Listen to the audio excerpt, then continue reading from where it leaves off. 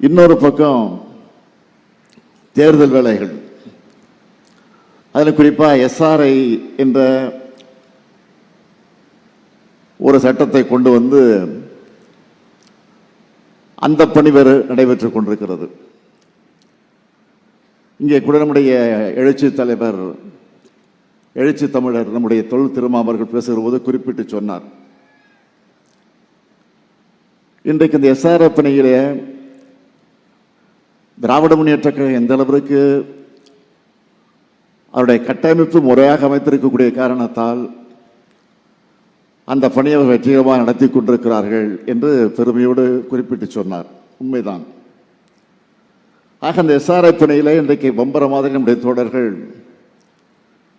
செயல்பட்டு கொண்டிருக்கக்கூடிய காட்சியை பார்த்து எல்லோரும் அதை குறிப்பிட்டு சொல்லுகிறார்கள், பெருமைப்படுகிறார்கள். எதற்கு என்று சொன்னால் நம்முடைய வாக்குரிமையை நாம் காப்பாற்றியாக வேண்டும். ஆக விழிப்போடு நாம் வேலையை பார்த்துருக்கிறோம். ஆனால் அதே நேரத்தில் பாதி வேலை தான் முடிஞ்சிருக்கு, இன்னும் பாதி வேலை இருக்கு.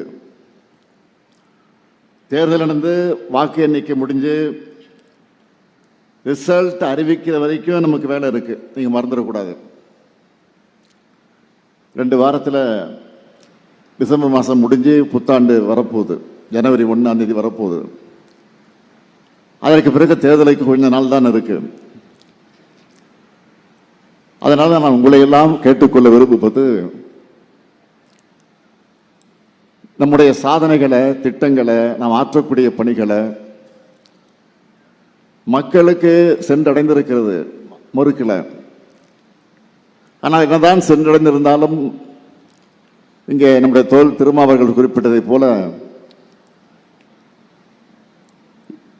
இன்றைக்கு எதிரிகள் நம்ம வீழ்த்த வேண்டும் என்று நினைக்கக்கூடியவர்கள் எவ்வளவுதான் அந்த பணியில் ஈடுபட்டாலும் அதையெல்லாம் வெற்றி கொண்டு கொண்டிருந்தாலும் ஆமாம், ஏமாந்து விடக்கூடாது அடிப்படையில் அவர் குறிப்பிட்டு சொன்னார். உண்மைதான். ஆக நம்முடைய சாதனைகளை, நம்முடைய திட்டங்களை வீடு வீடாக சென்று மக்களிடத்தில் எடுத்து சொல்லக்கூடிய அந்த பணிகளில் ஈடுபட்டு அவைகளெல்லாம் வாக்குகளாக மாற்றணும். 7வது முறையாக திராவிட மாடல் ஆட்சி உருவாகி இருக்கிறது என்ற பெருமை நமக்கு வந்தாகணும். தமிழ்நாட்டினுடைய வளர்ச்சியை தொடரணும். அது உங்கள் இதனுடைய பங்கும் அதில் நிச்சயமாக இருக்க வேண்டும். நம்முடைய பயண இயக்குநர்களை பற்றி நான் சொல்ல வேண்டும் என்று சொன்னால், அவர் முன்னாள் அமைச்சராக இருந்தவர், உங்களுக்கெல்லாம் நன்கு அறிமுகமானவர். அவரை பற்றி நான் அதிகமாக உங்களுக்கு எடுத்துச் சொல்ல வேண்டிய அவசியம் இல்லை. காரணம், அவர் ஆற்றக்கூடிய பணிகளால் நீங்கள் அறிந்தவர்கள். என்னை பொறுத்தவரை நான் சொல்ல வேண்டும் என்று சொன்னால், அவர் அதிமுகவில் இருந்தபோது அமைச்சராக பொறுப்பேற்று பணியாற்றிய போது நாங்கள் எல்லாம் எதிர்கட்சி வரிசையில் உட்கார்ந்திருப்போம். அவர் ஆளுங்கட்சி வரிசையில், அமைச்சரவையில் வரிசையாக சட்டமன்றத்தில் உட்கார்ந்திருப்பார். அப்படி உட்கார்ந்திருக்கிற போது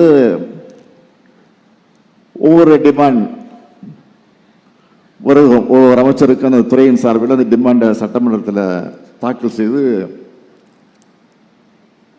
அந்த அவையில் அது குறித்து பேசிய சட்டமன்ற உறுப்பினருக்கு பதில் சொல்லக்கூடிய வகையில் ஆளுங்கட்சியினுடைய அமைச்சர் பொறுப்பாக பதில் சொல்லணும். ஆனால் அதிமுகவை சார்ந்தவர்கள் எந்த அமைச்சர்களும் பொறுப்பாக இதுவரையில் பதில் சொன்னதில்லை.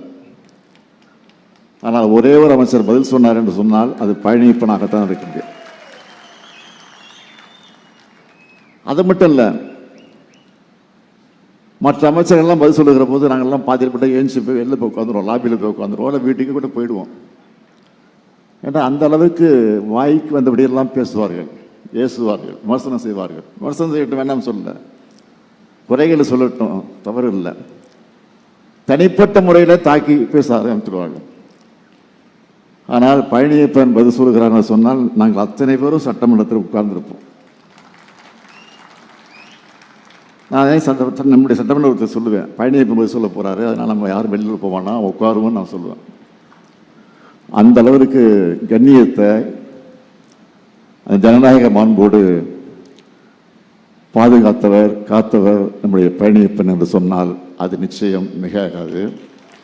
அதனால்தான் அவர் வந்து கழகத்தில் வந்து சேர்ந்தவுடனே அவரை வரவேற்ற போது நான் சொன்னேன், உங்களிடத்தில் எனக்கு பிடித்தது சட்டமன்றத்தில் யாரையும் விமர்சனம் செய்யாமல் கடமையோடு நீங்கள் உரையாற்றி அந்த பணியை நிறைவேற்றினீர்கள், அதுதான் எனக்கு ரொம்ப பிடிக்கும்னு சொன்ன, வெளிப்படையாக சொன்னேன். அதைத்தான் இன்றைக்கு அவர் கட்சியில் சேர்ந்ததற்கு பிறகு கழக தோழகத்திலே, பொதுமக்களிடத்திலே, கட்சி நிர்வாகிகளிடத்திலே இன்றைக்கு அந்த முறையை கடைபிடித்து வருகிறார் என்பதை பார்க்கும்போது உள்ளபடி நான் பெருமைப்படுகிறேன், மகிழ்ச்சி அடைகிறேன். அவருடைய இல்ல திருமணத்தில் நடைபெறக்கூடிய இந்த மணவிழா நிகழ்ச்சியில் கலந்து கொள்கிற நேரத்தில் நான் பெருமைப்படுகிறேன்.